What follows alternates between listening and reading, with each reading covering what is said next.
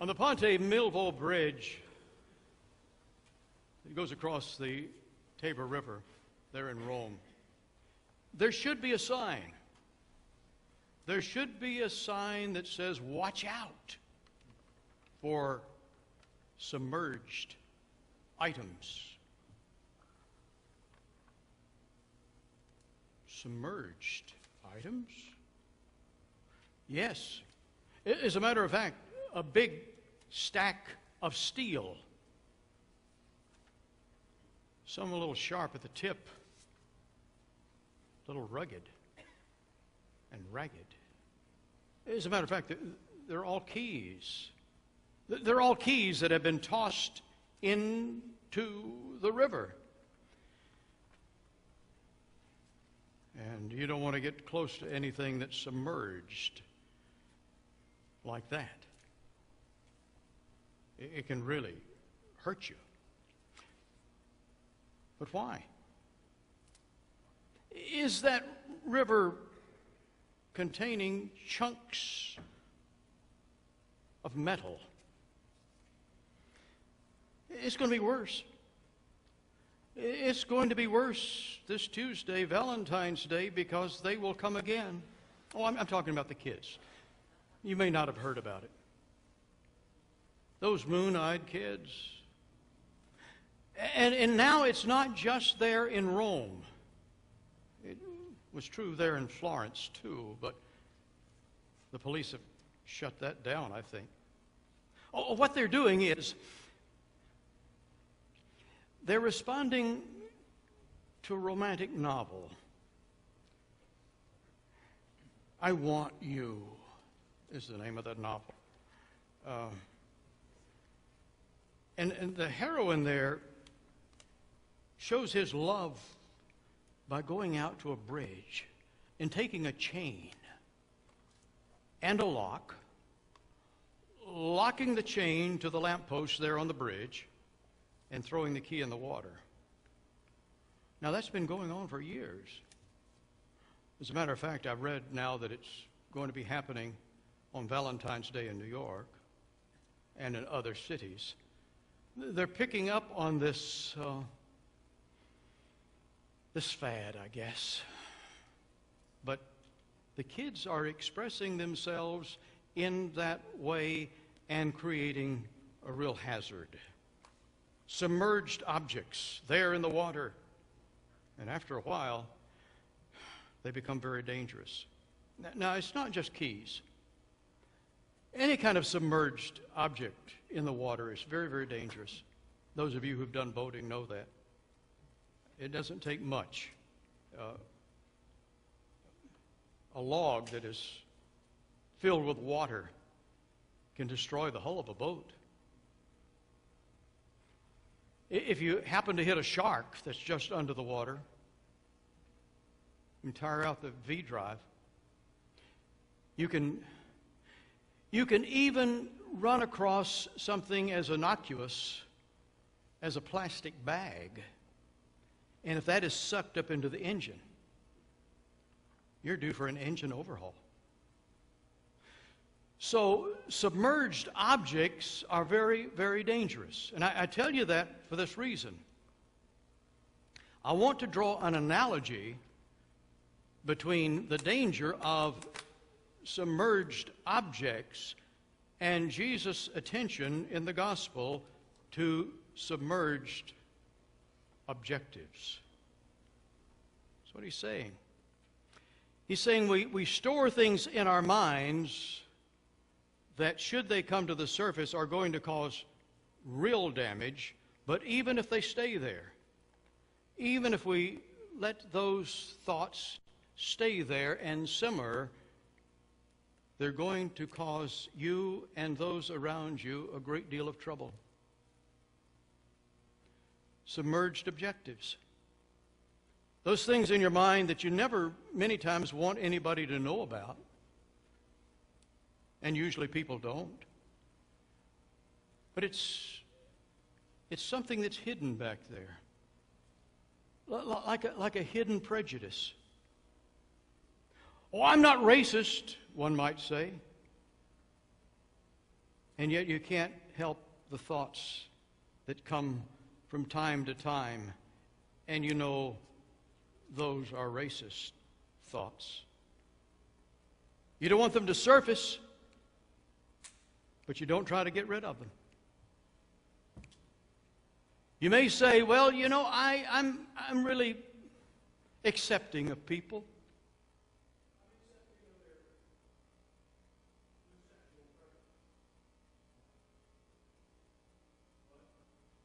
Be that secretly there's a homophobic attitude.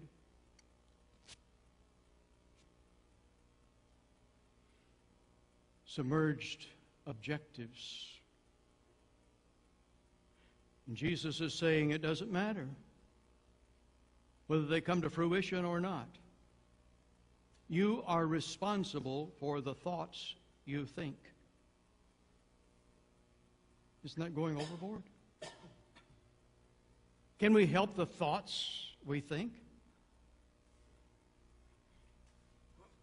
Jesus even stressed it so much as to say,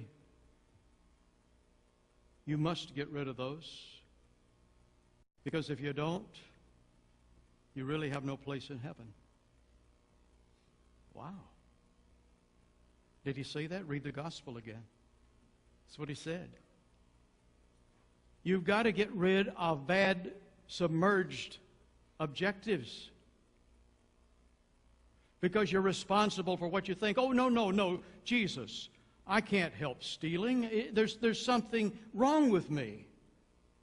There's something wrong with me, Jesus. I can't help stealing things. Jesus said, you can take care of that. Why don't you cut your hand off? That's what he said. Well, why don't you just cut your hand off? Well, you know, I can't help feeling this way about the things that I see. Why don't you just pluck your eyes out? That's what Jesus said. Now, the reason he's saying that is because if we use our brain, we're going to say, Jesus, I don't have to do that. And he says, exactly. You've got to get rid of the junk there in your mind that can come to the surface.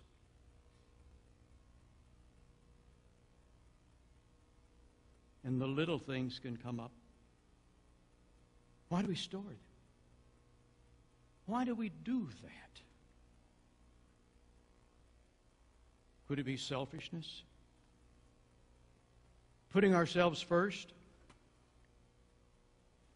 Wanting what is not ours? And just saying, well, I can play with it. I can play with it as long as it doesn't come to the surface, I can play with it. I'll never release the fact that I'm selfish. You see, it's a caring for everybody. And only by getting rid of that can we really care for each other.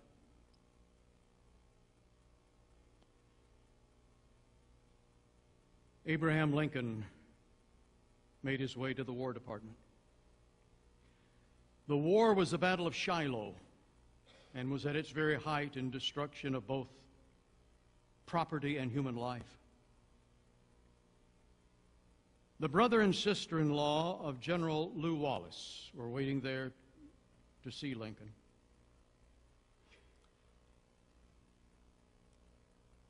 They were in terror. You see, a General Wallace had died in the fighting.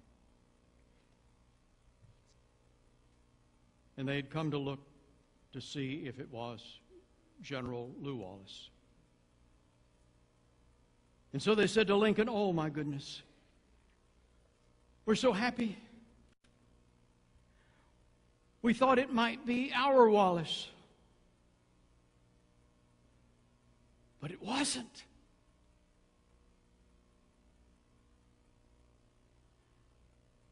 And Lincoln looked into her eyes, his own sad eyes, reflecting his feeling. And he said, yes. But it was somebody's Wallace. You see, we need to be able to feel with one another. But the more junk we keep that has the ability to surface, the more we are inwardly concerned mostly with ourselves. Oh, we pretend that we're interested in others. But how quickly the conversation comes back to us. And sometimes those thoughts that we never thought would come to the surface do, and they cause annihilation. We would think that we could get rid of those thoughts of anger, but sometimes you hear about situations where, oh my gosh, he or she just flipped out. Wasn't their nature. It wasn't their nature. That's not the way they are. Well, it had been building. It had been building and building and building and building. Beware, Jesus said, of submerged objectives. Even if you don't carry them out right away, even if you have no intention of carrying them out, and you just store them there, they're dangerous.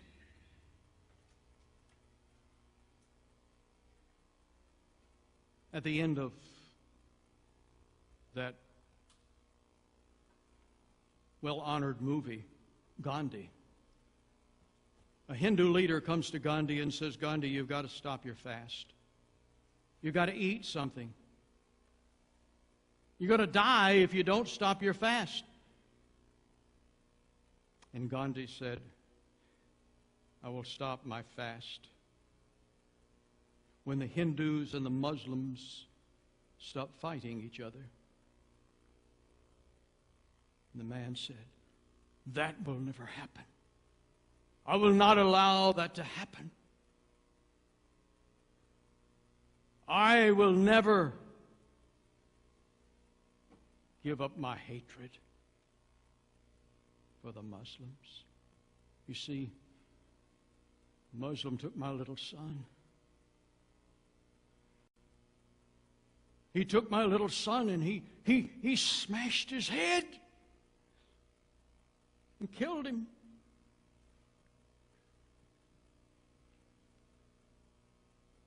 So I found a little boy about the age of my son. And I got him and I smushed his head. And now I'm living in hell.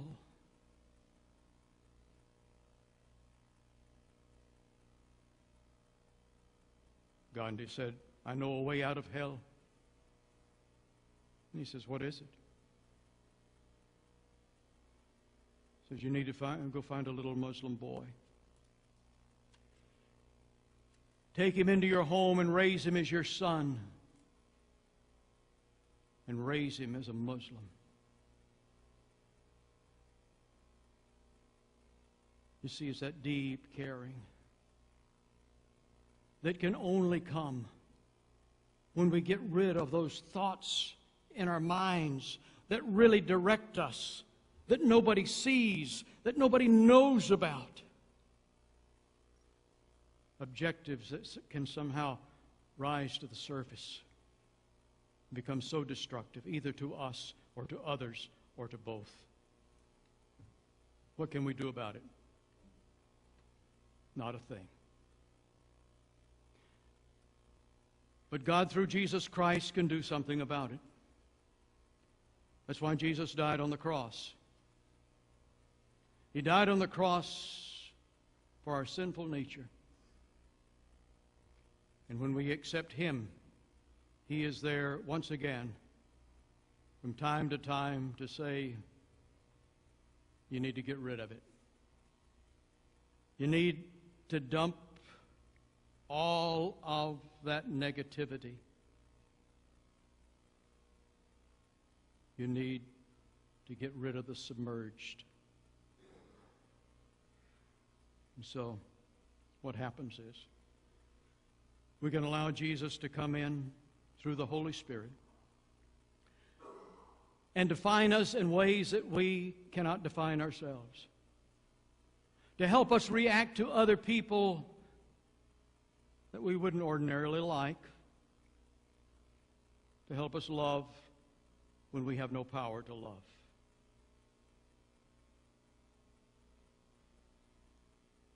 One of the jokes that goes around shouldn't even be a joke, but you always laugh. And that is the difference between the Roman Catholics and the Episcopal. The Episcopal Church, it is said, is Roman Catholic light, L-I-T-E. All of the benefits, none of the guilt. You see, there's a snicker there, but we need guilt. We need guilt. Because if we don't have guilt, we think we're okay no matter what condition we're in. I'm not saying we should keep the guilt. But the guilt is the thing that helps us understand our need for Christ. That helps us come to Jesus Christ. And to fall on our knees and say, "Oh God, be merciful to me, a sinner." Then we can live life abundantly. Then we don't need to put up a sign. Beware of submerged objectives. We've learned what to do. Amen.